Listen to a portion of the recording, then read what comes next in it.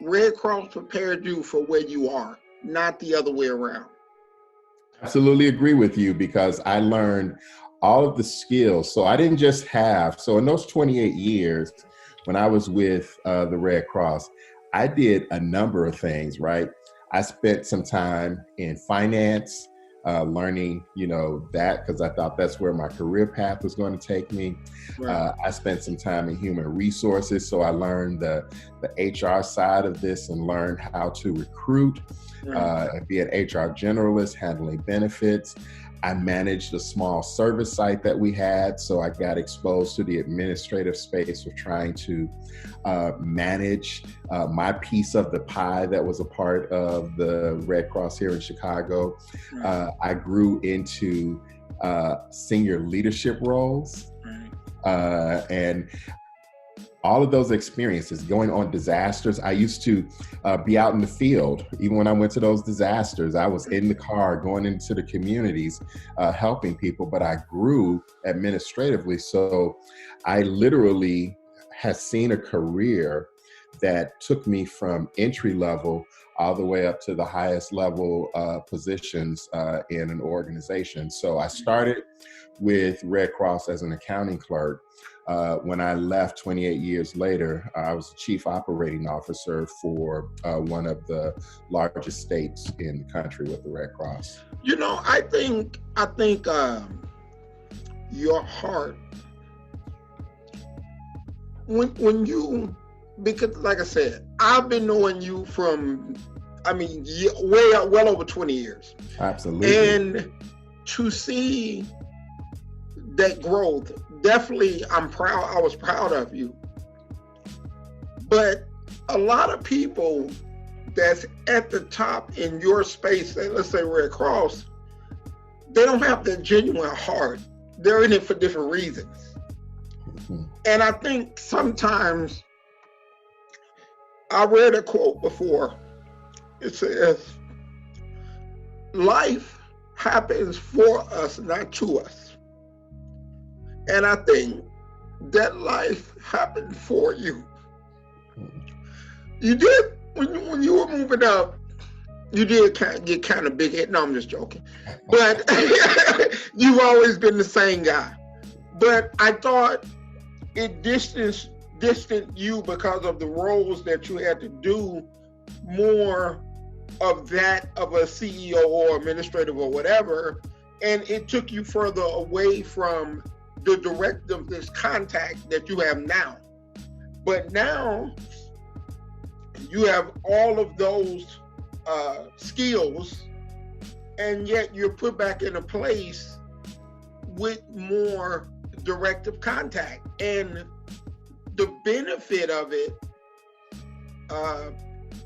secondary to your, or primary before your happiness, is the people.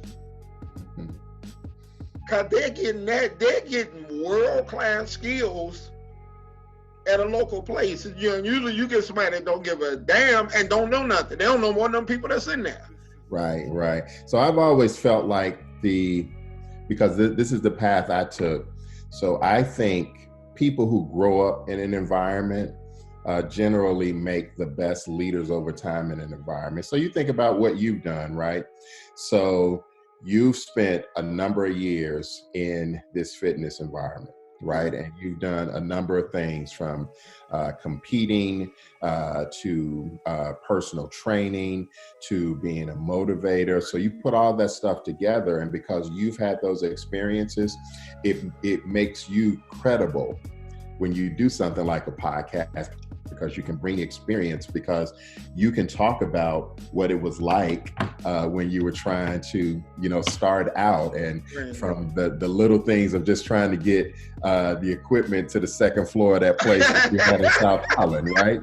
But you can appreciate that. So when you have the opportunity to interact with somebody who's on a similar path, you can give it to them genuinely, because you were one who worked your way up. So that's the way I feel about it, right? So I can appreciate what our case managers go through, because I've been in a space where I've been a case manager and I've dealt with difficult clients.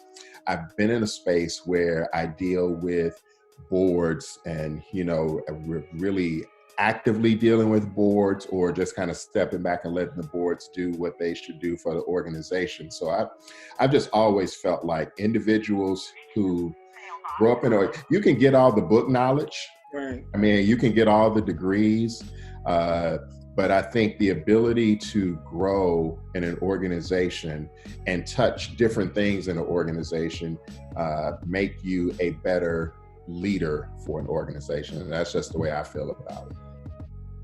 I told myself, yeah, my next interview, he's going to be with this guy.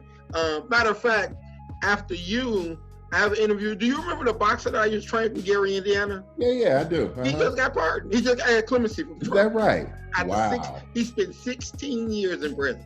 Wow. Yeah, and he just got granted clemency by Trump maybe a week ago. Is that right? Wow. Yeah, so I'm going to interview him next. Uh-huh.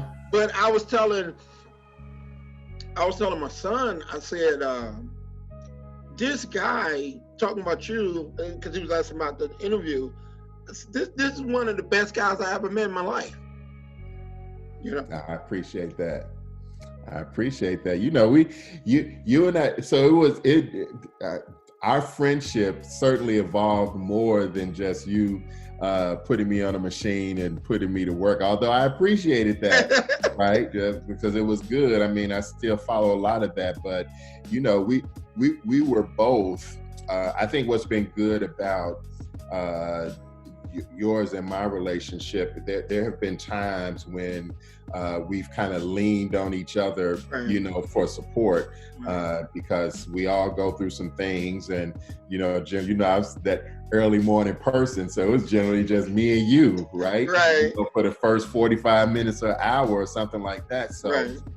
I think we got to genuinely get to know each other. So being able to kind of lean and share when some things were going on, that I think that helped build something more than just saying that's my trainer. Me and Chia were talking about that the other day, and I said, like, I know for me, and for her also getting into what we get into, and I see all these new trainers that come along now, and I think they really missed the boat.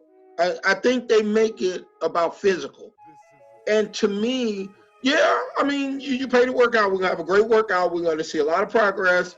And we're going to do those things. But more or less, people want to connect with people. Mm-hmm. You know what I'm saying? And I've always felt, and that's why I've always felt ratio was different, which is, I mean, we're going into our 23rd, 24th year, which if you would have asked me, Polar Knucklehead Kid Ringwood could never have ran his own business for 20 plus years, but somehow, they ain't, I made it. I know how I made it, but it's the evolution. But I've always felt as a trainer, it has to be more than just go away, do some sit-ups. Mm-hmm. You have to build. I said, I don't know any trainers that have been to more birthday parties, funerals, all those things that you usually curtail for your family. So as a trainer, with all the people we've been through, you have that select few that you become more like family. You know what I mean? So it's not, let me see if I can get them to sign up so I can, get some more money. It's always, for me, it's always been about people come to work out, but they have other issues. You know what I'm saying? And if you care more about the people, then that to me has always been what a trainer should be about. The exercise. Absolutely. If you recall, you were here for my 40th. Yeah, I know. And that's what I was referring to, because you were showing me the guy that y'all used to ride around with the speakers in right. I was listening to the guy the other day. I told Jay, I started laughing. Jay said, "What you laughing about?" I said, LA was telling me the story. Wore that out, man. We wore that cassette out 2-3 times riding around. wore it out, boy. Every time you knew we was coming, we had that guy cassette going on, boy. And it was cassettes then. We hadn't even got to the CD yet. It was that cassette. You know, water it gets so hot in your cassette player that the writing kind of faded on it. Yeah. We went through 2-3 cassettes of that thing. Yeah, when we were young. Yeah, but it's like that's the thing to me is to I've always wanted, even when I was very, very new to this game, I looked at trainers and they were trainers, and I always wanted to be able to give more. You know what I mean? I've always wanted to be able to give them away. This is the easy part: connecting, creating a bond, becoming family. Really good friends. You know, you see them, you ain't seen them in years. It's like you seen your cousin from years. Hey, you know, I always wanted that, always, and to this day, that's how we run Ratio. It's about the people. Well, I've seen you do that. I mean, if you think about, you know, for you as watching you, the fact that so many professionals in the fitness industry that you have a personal relationship with. I mean, I've seen you're like, I can just call Sean Ray, or I can just call this person. And it's genuine because they know you, because you built the relationship, and that kind of transcends what you have done with Ratio, you know, over the years. Even if the times were challenging and tough, there's always a core group of people that was just kind of standing right there ready to go. And we don't care what you got going on. Come on, let's get this working. Exactly. Yeah. And people think I help them through rough times. They don't realize, my clients don't realize how they help me. Yep. So you can't be in something like this. So, you know, I think about what you do, and I think about, you know, what I do. We don't do this without having developed some kind of compassion for, you know, the people that we interact with the challenges that people have, the challenges that we have, right? Mm-hmm. Just being able to do, just knowing at some point, whether it's daily or after, you know, 6 weeks or after 10 sessions, you can look back. And this is what I tell my folks when I first went to Olive Branch. You know, I said, I have an idea, and there are things that I want to do, there are things that I need to do, right. But what you won't see, you won't come in next week and see just this whole mass set of changes. Right. But if you follow what I'm doing, at some point you can look back and you'll see a number of things that have transpired that are actually better than it was, you know, when I came on board. So I like the idea of seeing something that is growing consistently, and then it's developing a natural relationship.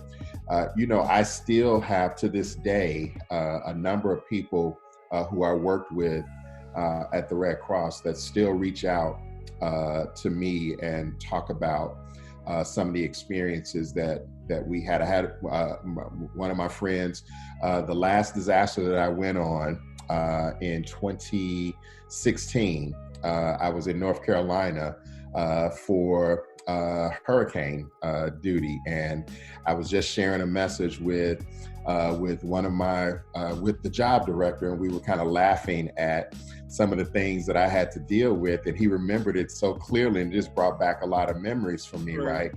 And you don't get that if you haven't developed a genuine relationship or a genuine way to interact with people. So, you know, we always say we ain't in it for the money, right? We ain't gonna get rich, but it's more to it than just that, right? We want to take care of our families, but we certainly want to leave the space that we're in better than it was. We found it. And that's exactly that. What you just said is exactly how I think. I always, and I told you the same thing when me and her first got together. It's been 17 years now, but it was like, when you decide to do something, whether it's competing, you know, she just got a pro card. So whether it's competing, whether it's training, whatever it is, make sure you leave it better than you found it. I don't like people who they go into a space and they just want to take. Mm-hmm. You know what I mean? That to me is probably one of the most selfish acts in the world. It's harder to leave it better than you found it, but it's so much more rewarding